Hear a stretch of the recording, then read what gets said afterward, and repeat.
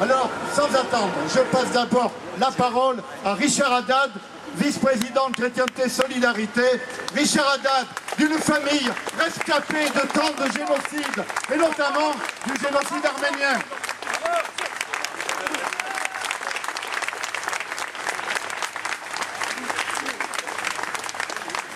Mesdames et messieurs, merci à vous tous d'être venus manifester votre soutien à Asia Bibi, condamnée à la pendaison par la Cour d'appel de Lahore au Pakistan.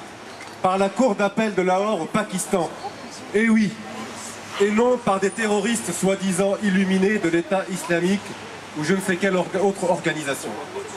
Le Pakistan, pays allié, paraît-il, de l'Occident, qui prétend appliquer un islam légal. Quel aveu de ce qu'est l'islam légal.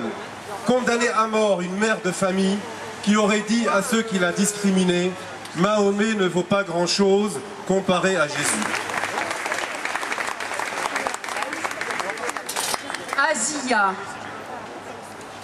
Asia, c'est à toi que je m'adresse ce soir devant ces centaines de personnes réunies pour te soutenir devant l'ambassade du Pakistan, le pays qui t'a vu naître et qui aujourd'hui t'a renié de façon barbare et indigne en te condamnant à mort, lui qui devrait, au contraire, admirer ta force d'âme.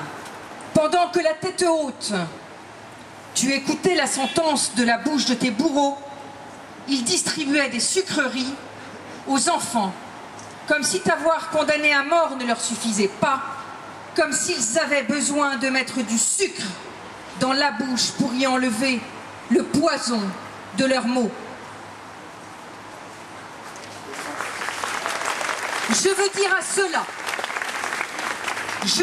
à ceux-là même, les islamistes qui t'ont condamné et qui voudraient régner sur le monde, que nous aussi nous avons la tête haute et qu'ils ne nous font pas peur. À ceux qui s'imaginent que la France sera leur macabre terrain de jeu, eh bien qu'ils se détrompent, nous saurons nous défendre. Je veux dire aussi aux Français, à ceux qui se taisent, qu'il va bientôt falloir qu'ils choisissent leur camp. Ils ne peuvent continuer à défendre l'indéfendable. Ils ne peuvent continuer à dire que l'islam est une chance pour la France. La France doit renouer maintenant au plus vite avec ses racines chrétiennes, car ce sont elles qui forgent notre identité. N'ayons pas honte de notre histoire. C'est à elle que nous devons d'être là aujourd'hui, debout, et debout, nous le resterons.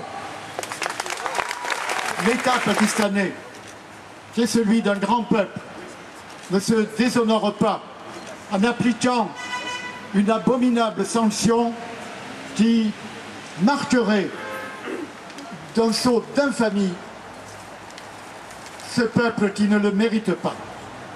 Mais je voudrais dire aussi ce soir qu'alors qu'Asia Bibi est dans la 5e année de son atroce calvaire, par 2 fois condamné à mort à la pendaison, selon un texte de loi en application de cette charia que bien des musulmans modérés, éclairés, contestent, au moins en privé. Voilà que certains émettent, on l'a entendu hier matin, que nous ne devrions pas réagir au nom de notre solidarité de chrétiens. Or, parce que sans la moindre haine contre les musulmans en tant que tels, et nos amis ici, nombreux venus de l'islam au Christ, attendent cela. Parce que, dis-je, nous dénonçons les pulsions islamiques de fanatisme et de djihadisme terroriste, et aussi la charia et la dimitude, et l'inexistence de la liberté religieuse, par notamment la répression contre les convertis, payant durement leur adhésion au Christ, condamnés alors à des années de prison et souvent au fouet, suivi de la pendaison, certains encore osent nous traiter d'islamophobes.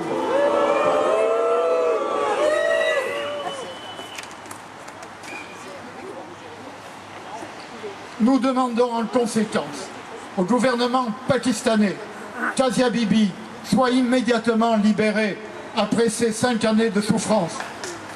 En fait, je suis là et je sais qu'il y a toujours des problèmes au Pakistan avec la minorité chrétienne, comme il y avait la loi blasphème. Si on parle quelque chose contre l'islam, il y a toujours le problème. On devait mettre dans la prison. À la même on devait condamner à mort quand même. J'ai entendu hier matin sur une honorable radio chrétienne, une journaliste tenter d'expliquer que notre manifestation de ce soir serait contre-productive.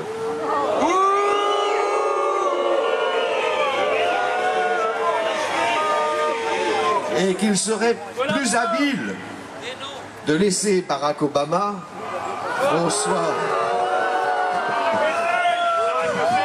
François Hollande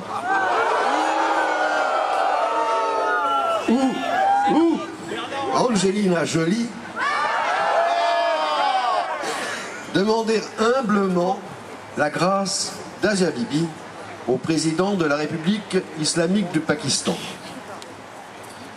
Cette journaliste, qui s'est pourtant honorablement distinguée en écrivant un livre sur Asia Bibi, contribuant ainsi à faire connaître son calvaire dans le monde entier, estime qu'il ne faut pas christianiser le combat pour Asia Bibi.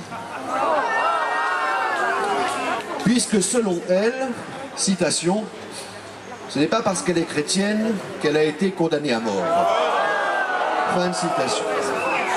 Et que notre démarche de ce soir serait à la limite de l'islamophobie.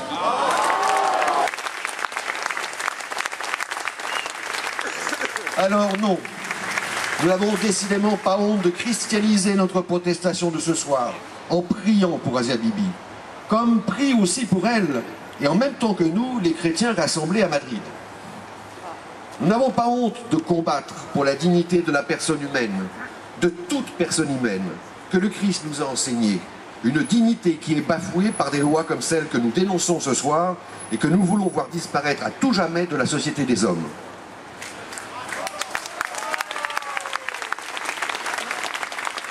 Merci. Merci, chère et bien-aimée sœur Asia Bibi, de nous offrir par la foi rayonnante de ton épreuve la force de mener ce beau combat et l'espérance de le gagner. Nous ne pouvons pas, dans cette ONU où la France a un rôle majeur, ne pas faire admettre que le domaine de la foi, le domaine de la croyance est différent du vivre ensemble, de la loi civile. On appelle à vivre ensemble ici en France. Comment peut-on vivre avec la charia? Aujourd'hui, si ça continue dans certains quartiers, on va imposer la charia. Et comment pourront-on vivre? C'est déjà fait, disent certains. Ce n'est pas encore, heureusement, ce n'est pas le cas vraiment. Mais c'est ça que certains voudraient. En Angleterre et ailleurs, on veut imposer cette charia. Ce pays d'où je viens, dans sa partie nord, existe ce qu'on appelle la Kabylie. La Kabylie se dit musulmane. Pratiquement 100% de ses habitants sont, depuis quelque temps bien sûr, il y a des chrétiens qui naissent et qui s'y développent, il y a même des églises. Mais pendant 10 siècles, la France l'a constaté en arrivant, la population kabyle n'a jamais accepté la charia. Elle a vécu de son droit coutumier. Ce qui prouve que les musulmans peuvent vivre sans la charia. Et c'est ça qu'ils rejettent. Donc soutenez-les, soyez avec eux, refusons la charia. Merci. Je crois qu'effectivement, Asia Bibi est victime d'une condamnation intolérable, car elle s'est exprimée, elle a manifesté sa voix et sa foi dans la paix, dans la quiétude, dans la tolérance, sans manifester à aucune manière quelque forme de prosélytisme que ce soit. Il n'est pas acceptable par conséquent de pouvoir professer sa foi en terre d'islam au risque de pouvoir subir de pareilles condamnations. Je veux aussi m'élever contre une justice, la justice pakistanaise, une justice obscurantiste qui a condamné par 2 fois, en première instance puis en appel, Asia Bibi, dans des conditions parfaitement inacceptables. Les principes élémentaires du droit de la défense n'ont pas été respectés à aucun moment.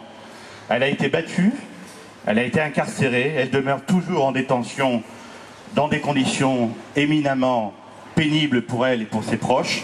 Et je crois que nous devons aussi dénoncer cette forme de justice obscurantiste qui ne doit plus exister en terre d'islam. Je demande à ce que la diplomatie française se mobilise plus fermement qu'elle ne le fait actuellement. Notre diplomatie est sur cette affaire passablement, entièrement en retrait, alors que la diplomatie française devrait se mobiliser pour la défense des minorités religieuses dans tous les pays, mais singulièrement en terre d'islam, si notre diplomatie voulait enfin se hisser à hauteur des devoirs, des obligations morales et internationales qui sont les siennes. Je souhaite qu'on tire aussi un enseignement ici en France, à l'intérieur de nos frontières. Je souhaite que cet islam, cette expansion de l'islam que nous voyons en France s'enraciner de plus en plus et qui présente un certain nombre de manifestations inquiétantes, je souhaite que nous combattions ce phénomène-là. Il est intolérable de ne pas pouvoir changer de foi. Le droit à la conversion est un droit sacré dans notre civilisation chrétienne, le droit d'avoir une foi, le droit de pouvoir la pratiquer librement, le droit de ne pas avoir de foi, mais aussi de pouvoir en changer. Il faut que la conversion soit en France, parce que nous avons une communauté musulmane importante, un droit reconnu, un droit respecté. Il ne faut plus que ce soit un tabou. Il nous faut également respecter la dignité humaine, deuxième obligation essentielle à mes yeux, la dignité humaine et notamment la dignité de la femme. Il n'est pas tolérable qu'en terre d'islam, mais également en France, qu'il puisse exister des manifestations où les droits de la femme sont atteints. Il n'est pas tolérable que la femme soit reléguée à un statut inférieur. Je ne veux pas donc pour mon pays, pour notre civilisation chrétienne, eh bien, que ces marqueurs identitaires anxiogènes viennent en France et s'y enracinent. Il y a quelques jours, j'ai plaidé devant le tribunal correctionnel de Bobigny pour des jeunes gens qui ont passé 48 heures de garde à vue, dont les téléphones ont été surveillés, dont les domiciles ont été perquisitionnés. Tout ça parce qu'ils avaient collé des autocollants hostiles à la construction des mosquées, à la mairie de Montfermeil. C'est dire si ce que disait tout à l'heure Karim Ouchik est quelque part prémonitoire, parce que ce qui se passe aujourd'hui, malheureusement, au Pakistan avec Asia Bibi, de manière évidemment dramatique, avec sa condamnation à mort, malheureusement, peut se produire demain. Mais cela peut se produire demain avec la complicité des juridictions françaises. Parce que lorsqu'on met en garde à vue un jeune homme pendant 48 heures parce qu'il a simplement collé des autocollants non à l'islam, eh bien, on se demande si le tribunal de Bobigny commence pas par être un tribunal islamique. Alors nous avons entendu ici ou là certaines radios qui voulaient que cette manifestation ne se déroule pas pour ne pas mettre de l'huile sur le feu et finalement pour ne pas citer le nom d'islam parce que cela eh bien, favoriserait l'islamophobie. Alors, mes chers amis, je crois que, comme le disait Saint Jean, la vérité nous rendra libres. Je crois que cela vaut non seulement vis-à-vis de nos détracteurs idéologiques, mais également vis-à-vis des personnes musulmanes. Parce que, j'en terminerai tout simplement par là, ce qui manque cruellement à la France et à l'Europe et à l'Occident d'une manière générale, eh bien, c'est d'être elle-même exemplaire. Je crois que si aujourd'hui, malheureusement, des centaines de jeunes, pas simplement des musulmans d'origine, mais des jeunes français convertis à l'islam, totalement perdus dans leur banlieue et qui, au bout de 6 mois de consultation de site internet, eh bien, vont s'engager aujourd'hui en Syrie ou en Irak avec l'État islamique, eh bien, cela témoigne d'un véritable vide dans nos sociétés occidentales matérialistes. Et nous ne combattrons pas simplement l'islam radical par la laïcité. Bien entendu, il faudra des lois. Il faudra être impitoyable pour faire respecter ici nos lois en France vis-à-vis des revendications. Je pense que ce qui manque aussi un petit peu à notre christianisme occidental, c'est une virilité, non pas une virilité arrogante, non pas une virilité de petits mythomanes, mais une virilité évidemment charitable et chaleureuse, mais néanmoins combative. Alors je terminerai par ces derniers mots. N'ayons pas peur parce qu'en dépit de tous ces phénomènes qui progressent et qui pourront demain se progresser en France, eh bien nous ne sommes pas seuls et comme disait Jeanne d'Arc, les hommes d'armes combattront et Dieu donnera la victoire.